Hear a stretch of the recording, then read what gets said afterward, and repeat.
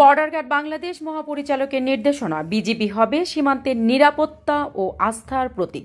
এই মূল মন্ত্রে দীক্ষিত হয়ে কুমিল্লা ব্যাটালিয়ন 10 বিজিবি সীমান্ত রক্ষায় নিরলসভাবে কাজ করে যাচ্ছে। অস্ত্র, মাদকদ্রব্য ও যে কোনো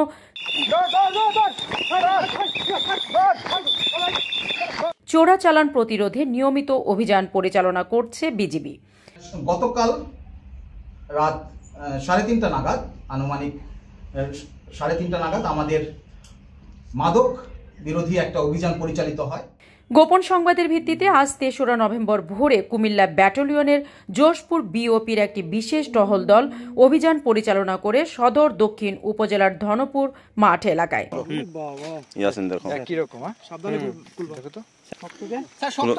দুটি বিদেশি অস্ত্র, 2 রাউন্ড গুলি এবং অভিযানে উদ্ধার করা হয় 2টি বিদেশি পিস্তল, 2টি ম্যাগাজিন, 2 রাউন্ড গুলি এবং 12 কেজি গাঁজা।